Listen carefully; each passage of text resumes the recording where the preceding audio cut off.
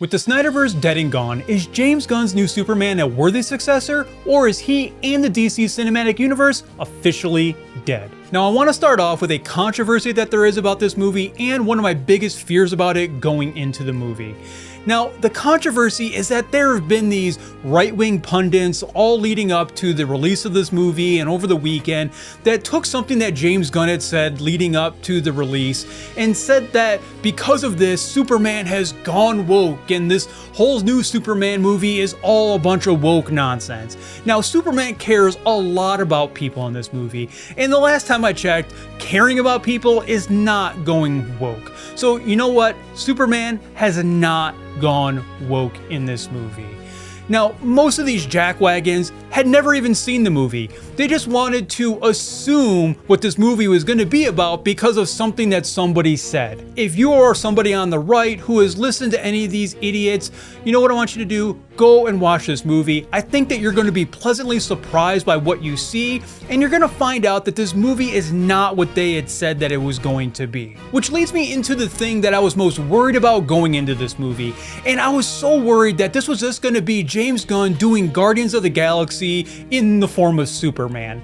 And I couldn't have been more pleasantly surprised that that's not what this movie was. Now, were there elements that he used in Guardians of the Galaxy that he used here in Superman? Yes, but I think those were just more stylistic choices on how James Gunn makes movies.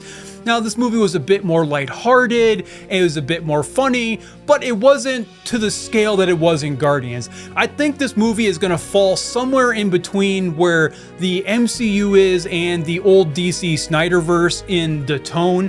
It's still going to be a little bit more serious than the MCU, but it's not going to be as dark and gritty as the Snyderverse, and I think that works really, really well.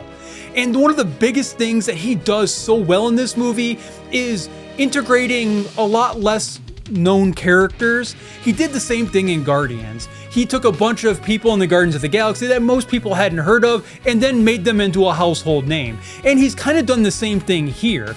There's a lot of different characters that most people probably wouldn't know about.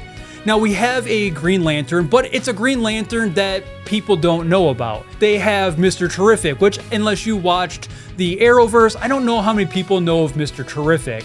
They have Hawkgirl, and I don't know how many people know of Hawkgirl either. But James Gunn did a really good job at portraying these characters on screen and making audiences just endear themselves to these characters. So it's because of this that I give this movie a solid 8.5 out of 10. I really thought this was a great movie, but does that mean that the DC Cinematic Universe has a bright future moving forward?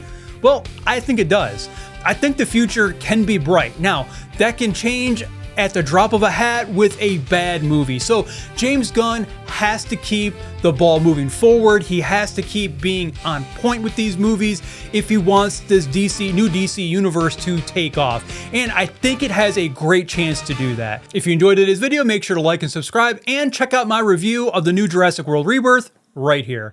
I hope each and every one of you have a fantastic day, and I'll see you in the next review.